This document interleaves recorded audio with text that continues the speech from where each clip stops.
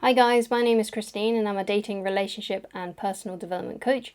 And today I'm talking about how to reinvent yourself so you can become the more attractive, more happier version of yourself.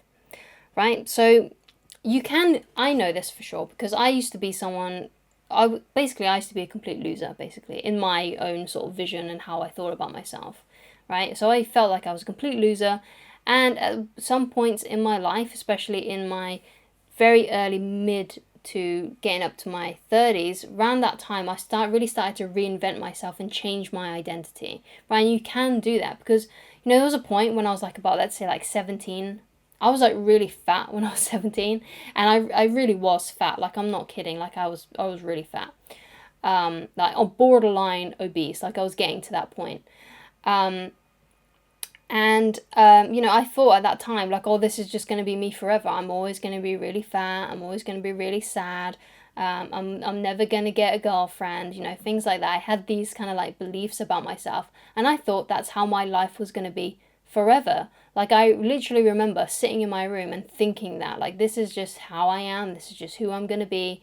And that's just that. I'm never going to change. I'm never going to get this weight off. I'm never going to get happier. I'm never going to get the girls I like to like me back. And I had this really miserable outlook on my life. But I did actually change who I was. And I did a completely metamorphosis, and who I am is now completely different. There's a few things that are obviously still the same. Like, I still have the same sense of humor. The things that I find funny, I still find funny and things like that. But I'm basically going to go into how I changed who I am, how I reinvented myself. Okay, so one of the first things that I did was I started to make my weaknesses my strengths. And because my love life was the most important part of my um, life at that point, I really wanted a girlfriend. That's the first thing that I started to work on. I got to a point where I was absolutely sick of, I just got out of a relationship where I'd been cheated on. I developed a crush on a girl that I really liked, and she wasn't displaying the same level of interest. And it was really annoying to me because I was like, what? I didn't understand. I had this really like dumb outlook, like, well, this girl's a lesbian and I'm a lesbian, so obviously we're gonna like each other. But obviously, that's not how attraction works, right? People can't help who they're attracted to, and that is the same for people who are gay and lesbian as well. Like, we can't help which members of the same sex that we're attracted to. And I just didn't know that at the time. I thought, oh, because she's a lesbian, she'll like me back. But it was just like this really dumb outlook that I had. But anyway, it really frustrated me that I couldn't get her. I was like, what? How come I can't get her? It makes me so mad, right? Had this sort of attitude, right? And so I started studying dating. I found a few good dating books. If you want to find, if you and relationship books as well. And if you want to, if you look down in the description, you'll be able to see my recommended reading on dating and relationships. And those were pretty much the books that I started with. And obviously, I looked online as well, watched dating coaching videos, from dating coaches like what you're doing, read loads of articles, and then I started to apply those things in my dating life, and my dating life gradually improved. So, filling in your knowledge gaps, finding out what you suck at, right? If you suck at relationships, you need to find a way to work on that. You need to find out some resource material on how to do that. If you don't understand the opposite sex or the same sex, you need to find out that information so you can get better. If you have bad social skills and you just completely like freeze up whenever you talk to someone new, you need to sort that out, right? You need to find a way to become more better at your social skills, right? You need to find a way how you can communicate better with people so you don't feel uncomfortable until you get to a point where you can basically strike up a conversation with pretty much anybody and feel comfortable within yourself, right?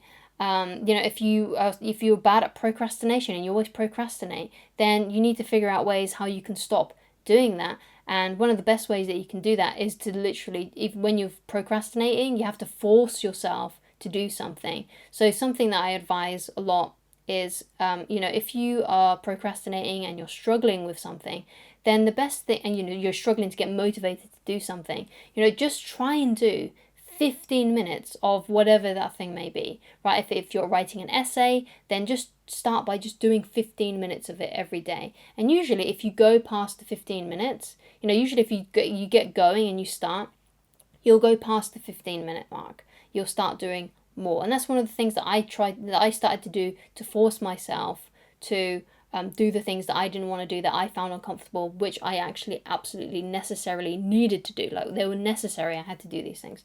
So I just started by just doing 15 minutes. One of those was exercise, right? I started off by just doing 15 minutes of exercise, and usually once I got going, I started to feel really good, and I did half an hour or even 45 minutes, maybe sometimes even an hour, and that's how I got to start exercising and things like that. So when it comes to procrastination, that's one of the best things, and one of the best things that I can, the best piece of advice I can give you is just try and force yourself to do 15 minutes. And even if 15 minutes is all you do, at least you've done 15 minutes, right? That's still better than nothing, okay?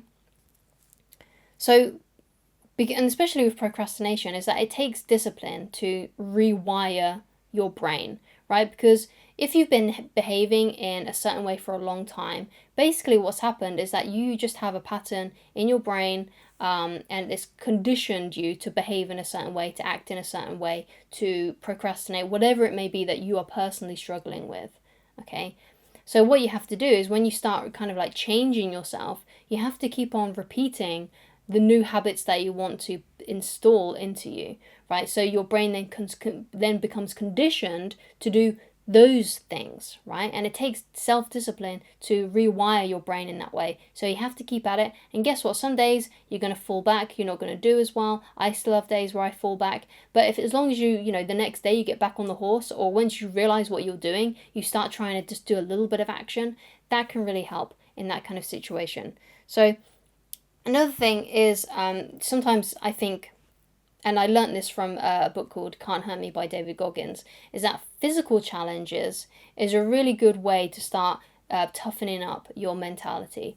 Like, because when you're in physical challenges, your vision is sort of like a bit single pointed. And you can only really focus on the pain of this physical challenge, whatever it may be. It could be like running a lot, or it could be doing weights, or it could be just doing a cardio workout on YouTube.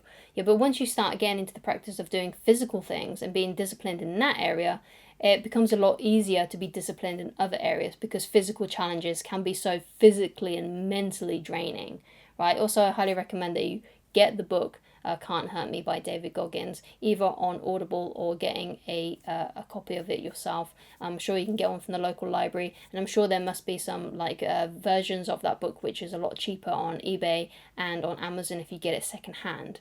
Okay, so taking action is really, really important as well. Taking action on your goals, your dreams, the things that you want in life, because the more you take action every day to get you from where you are now to where you want to be in the future, that's going to give you so much confidence, right? So much confidence, right?